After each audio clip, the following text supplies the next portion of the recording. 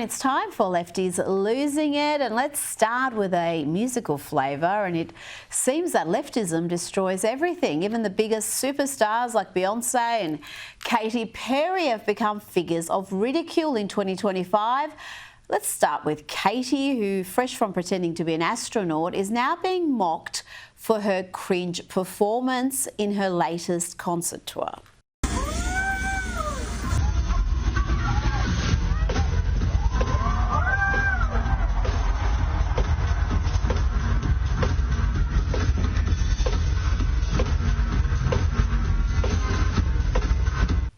Did she leave any discernible talent she had in space? I mean, imagine paying good money to see this.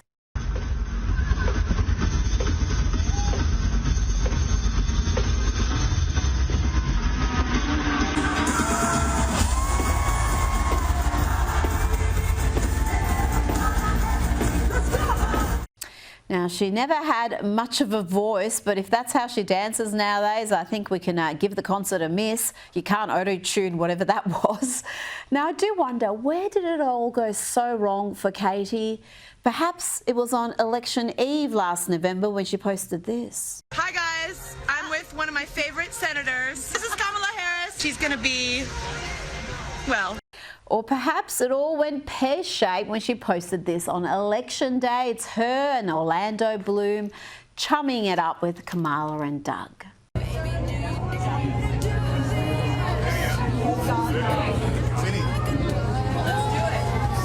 Oh dear, now poor Katy is reduced to a punchline, and she's not alone. Pop stars don't come much bigger than Beyonce.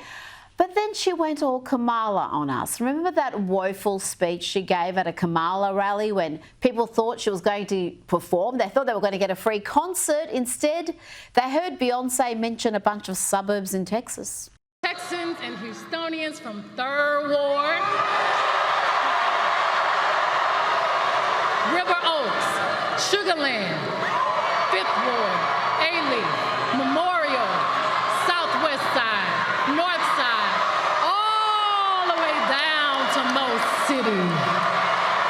and now no one wants to go to her concerts. Daily Mail's headline reads, Beyonce mercilessly mocked as tickets for flop Cowboy Carter tour reached the same price as a McDonald's meal. Yes, she's slashed ticket prices by more than 70% and still having trouble moving them. Now, to round up our little musical interlude, let's check in with these charmers. I played this clip for you when it happened. Here is Kneecap at Coachella singing Maggie is in a Box, a song about the late, great Margaret Thatcher.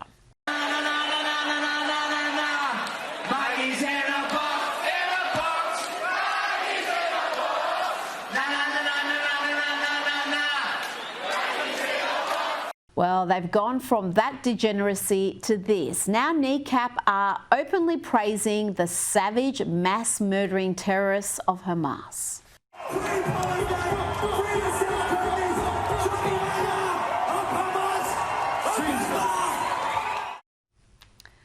Oh yes, you heard right. They just praise Hezbollah and Hamas.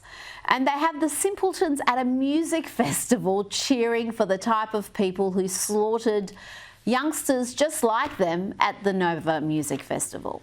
The Palestinians have nowhere to go. It's their fucking home, and they're bombing them from the skies. If you're not calling it a genocide, what the fuck are you calling it? Now, if the left didn't have double standards, they'd have no standards at all. And here is another prime example. This is Andrew Weissman claiming that Trump being targeted with bogus charges in a shocking case of lawfare. Well, that was a great day for America because it proved no one is above the law. But when an activist judge breaks real laws, well, their arrest is a violation. He is being treated no better or worse than anyone else. This is not selective prosecution, that this is not somebody who's singled out, that he is being treated just like anyone else. That is what it means to have a rule of law. That is what the Justice Department is really signaling and messaging here, is that everyone will be treated, as Merrick Garland has said, as, equally in this country. This is really a great day for America. So there has been a violation here that we know for sure. and it is not the judge. Right, exactly. You don't do it. Even if you thought that there was a ground for doing this, the judgment call that you thought that this is the case to bring, it tells you everything. There is no adult in the room who would have said, are you kidding me? Why would you possibly do this? And the answer is because we want to send a signal to the judiciary. And that's what you shouldn't be doing. And isn't it funny how the notion that nobody is above the law disappears when leftist activist judges break laws? And these are real laws, not trumped-up charges used to stop a political candidate from winning office. Remember when Russian collusion hoaxer Rachel Maddow was all about no individual being above the law? Wonder what's changed. Nobody's above the law. We only have one system of law for everyone. Nothing about being an elected official gives you a license to commit crimes or a license to get away with it if you do. Why step up politically and defend a judge or a prosecutor? That's supposed to be a non-political part of our system. It's not like we didn't know it was going to be terrible. And it is terrible. He really did have a judge arrested today. Arresting a judge today. Are you kidding me? And why was Wisconsin Judge Hannah Dugan arrested by the FBI? Now, this is the part of the story that Rachel Maddow failed to tell her audience. Let's hear from Attorney General Pam Bondi. This guy was in court being prosecuted by a state prosecutor for domestic violence battery. He had beat up two people, a guy and a girl, beat the guy, hit the guy 30 times, knocked him to the ground, choked him, beat up a woman so badly they both had to go to the hospital. And John, you know, it's so rare for victims to want to cooperate. They wanted to cooperate. They were sitting in the courtroom with the state prosecutor. The judge learns that ICE was outside to get the guy because he had been deported in 2013, came back in our country, commits these crimes, charged with committing these crimes, victims in court. Judge finds out. She goes out in the hallway, screams at the immigration officers. She's furious, visibly shaken, upset, sends them off to talk to the chief judge. She comes back in the courtroom. You're not going to believe this. Takes the defendant and the defense attorney back in her chambers, takes them out a private exit and tells them to leave. While a state prosecutor and victims of domestic violence are sitting in the courtroom. Joining me now is Newsweek's Senior Editor-at-Large and Article 3 Project Senior Counsel Josh Hammer. Josh, the leftist media is actually pushing the narrative that these arrests are sinister, they're politically motivated. They seem to think that these leftist judges are above the law. They can obstruct justice, they can hide offenders. Rita, you know, Rachel Maddow is one thing, but I mean, seriously, how many times for the past 2 years do we hear leftist media talking heads, leftist lawyers, Democratic senators, congressmen, Barack Obama, Michelle Obama, Joe Biden, Kamala Harris?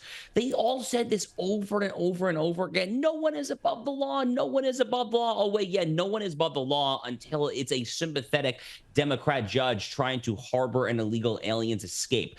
I mean, you can't make this stuff up. I mean, literally, like, these people are just systemically incapable of anything remotely resembling intellectual consistency. I mean, it literally is what is good for the goose is apparently not good for the gander. Now, I happen to agree with Rachel Maddow in those first two clips. I agree that no one is above the law. I happen to disagree with her on what the law is as it applied to, for example, Donald Trump and these 4 prosecutions. But in this particular case, the case of this state judge in Wisconsin there, this is constitutional law 101 stuff, Rita. The Article 6 of the U.S. Constitution is very clear. Federal law is supreme over state law. If federal law says you're an illegal alien, you got to get out, and the state judge is trying to undermine that, that state judge has to be arrested, and thank God that's what happened. Well, Trump did vow to tackle this two-tier justice system. This was part of the election campaign, but we're still seeing cases, and this one involving Tim Walz's employee, Minnesota government employee Dylan Bryan Adams, is another example. This guy was caught on tape. There's extensive video of him vandalising Teslas, causing around $20,000 in damage. Well, he won't be facing jail because the progressive district attorney in that state is declining to charge him. Yes, she looks exactly as you'd expect her to look, Josh. The local police chief has called this decision to opt for a diversion rather than criminal charges a betrayal of victims. Now, this is just one case, but we see these sort of instances over and over again. Yeah, nothing says progressivism in America in the year 2025 like someone who looks like that with that particular haircut and that very white, pale skin tone wearing a Black Defenders Matter T-shirt, right? I mean, literally nothing, I think, encapsulates and underscores the utter ridiculousness that is the identity politics, intersectionality, obsessed modern American left than that image right there. But again, these people have no interest in anything remotely resembling the neutral enforcement of the rule of law. They are the original pioneers of reward my friends and punish my enemies by any means possible. And we see that play out time and time again. The Rachel Maddow clip, as it applies this notion that no one is above the law, is one thing there. But this scofflaw in Minnesota, and by the way, color me surprised, really. I mean, color me surprised that this is happening in Tim Walz's Minnesota. Tim Walz's Minnesota was ground zero of the St. George Floyd riots back in May and into June and July of the summer of 2020. There, Tim Walz was the one who let what could have been a small contained fire erupt into a nationwide great conflagration. And now it's happening here when it comes to the so-called Tesla takedown, this latest form of leftist anarchy and political violence there. None of this story surprised me. The fact that the prosecutor looks like that, the fact that this is taking place in Tim Walz's backyard, the fact that Elon Musk Tesla's involved. This one story in many ways, Rita, I think completely underscores everything that is wrong with the current American political left. And it kind of reminds me, a lot of folks here in the United States are making a big fuss of the fact that a couple of polls have been trending downward over the past couple of weeks for Donald Trump. But what they're not telling you is that if you look in the second and third paragraph of most of these pollsters' articles, they will still note that Donald Trump is still more trusted and more popular than the Democrats. And the reason for that is for stuff like this. Absolutely. Now, Josh, to the shocking tragedy that saw the loss of more than 60 lives when a Black Hawk helicopter collided with an American Airlines flight near Reagan International Airport. There was a great deal of criticism and defence of DEI at the time, diversity, equity, inclusion programs, a great deal of focus on the fact that the pilot here, the helicopter pilot in the Black Hawk, was a female, Captain Rebecca Loback. Well, we now have more details on the crash, and it's been revealed that not only was the Black Hawk flying too high, but in the final seconds before the crash, the pilot failed to heed a directive from her co-pilot, an Army flight instructor, to change course. As many speculated at the time, Josh, this looked like human error, an avoidable tragedy that's taken the lives of 67 people. So this was a truly horrific story. I was actually in Washington, D.C. when this happened. I was set to fly out of Reagan Airport, that very airport, less than 24 hours after the crash. My flight was delayed. And then when I finally got to the airport the next day for my delayed flight, it was quite harrowing, as you can imagine, pulling up to the airport and seeing the wreckage there with the sirens and the flashing lights in the Potomac River there. So this is a tragedy that I'm on a personal level, I'm not going to soon forget anytime soon there. But we do know a little bit more about what happened here. We do know that this was just a total just great amalgamation of errors happening all at once. Some person left early who was supposed to be there in flight control there. We, as you saw, what just happened here, the pilot just simply did not listen to her co-pilot there.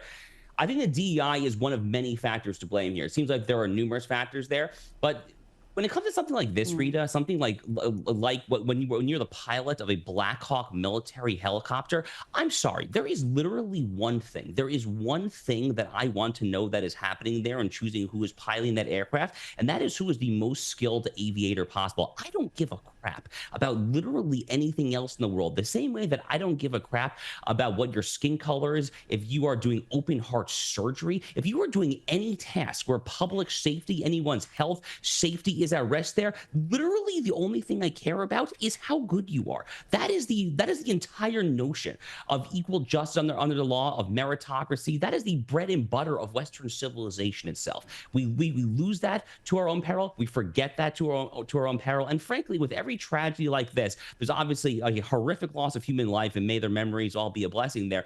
But every time that DEI contributes in some way to a tragedy like this, frankly, Vladimir Putin and Xi Jinping, they're just licking their chops because they see these stupid Americans that are doing this, and they're literally causing death and destruction there, and our enemies are only emboldened and frankly laughing at us as a result of this.